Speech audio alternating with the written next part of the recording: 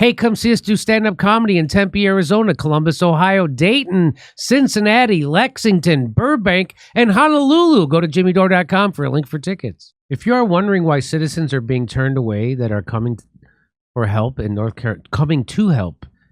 Carolina and Tennessee, you want to hear my experience as someone who has been doing this as a private citizen for almost a decade.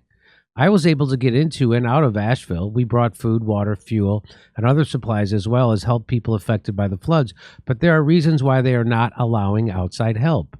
I cannot confirm the reasons why in North Carolina, but I can tell you the reasons in other storms I've worked. I'll explain below. Let me share with you the first disaster area that I finally realized that this was all about money. In the Florida Keys with Hurricane Irma, after Texas got hit with Harvey, we finished our efforts in Texas, and we were the first citizen team to make it to Key Largo. Hurricane Harvey and Irma were in 2017, just so you know.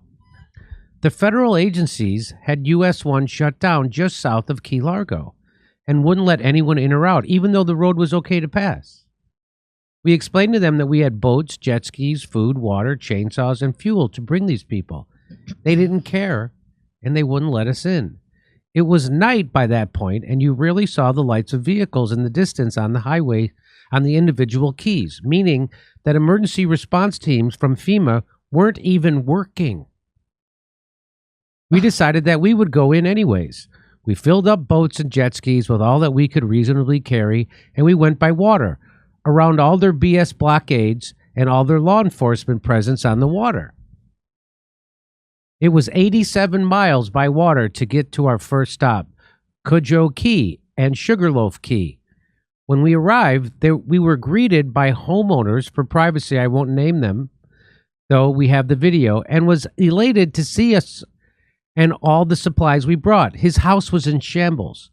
We started offloading supplies on the shoreline and helping to get them into what was left of his house. During that process, he explained to us that FEMA had set up a command center at a local high school on the island, but that they weren't doing anything to help the residents, not even bringing them water. Instead, he explained, they were driving around using a loudspeaker, telling people to stay in their homes. They weren't even helping the homeowners with supplies. I was skeptical at first while he was telling me all this, but then he said something that broke my heart.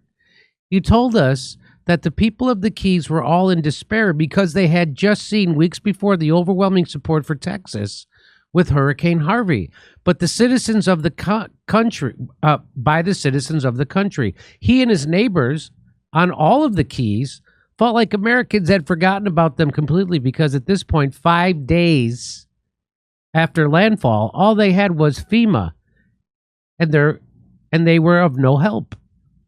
The residents were cut off from the outside world. No cellular, no internet, no way to contact anyone or hear of any efforts to try to help them. The only communication they had was from a local radio station on Sugarloaf Key that was broadcasting on AM to the surrounding areas.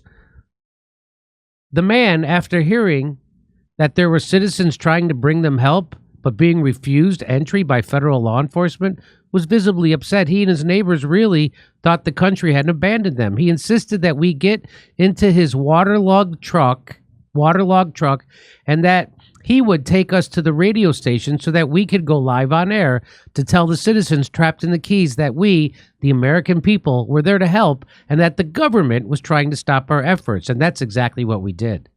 After that, we were determined to help as many people as we could, but we were met with red tape throughout the whole process and time that we were in the Keys. We finally were able to talk to some authorities to let us down to Faro Blanco Resort in Marathon towards the end of Boot Key. This was the same hotel where state and local authorities were staging their personnel, and they were happy to see us.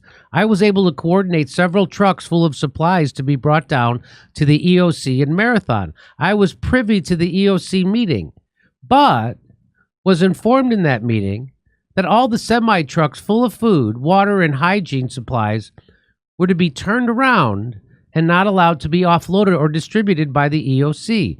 The reason they gave us was that these donations were not from companies on their preferred vendors list.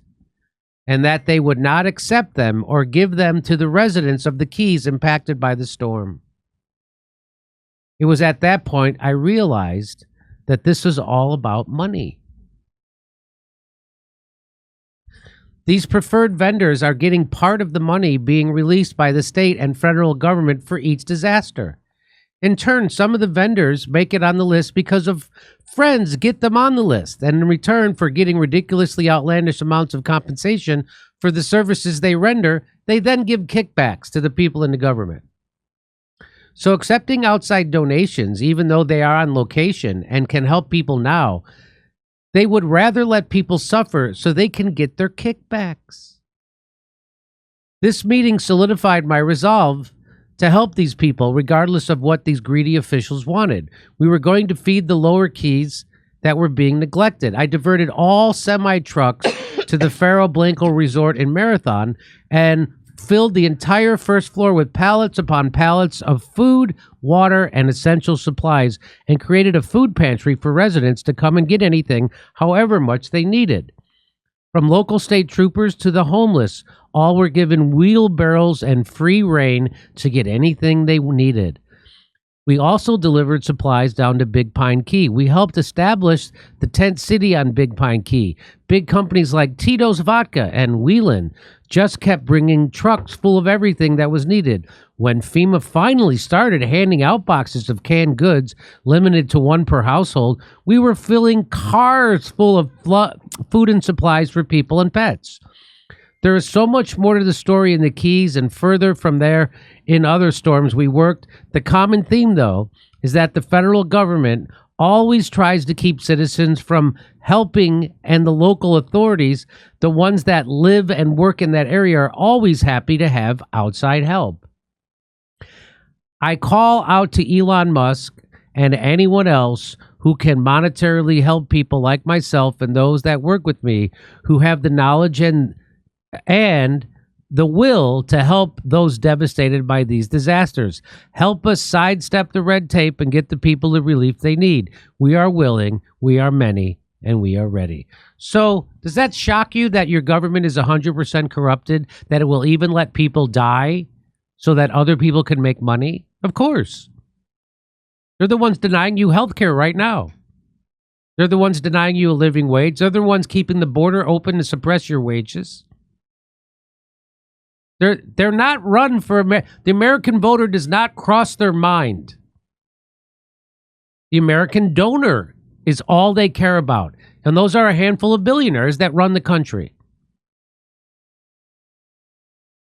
Hopefully there'll be a real revolution soon, not a bullshit revolution like January 6th. It's all about money. Shocker.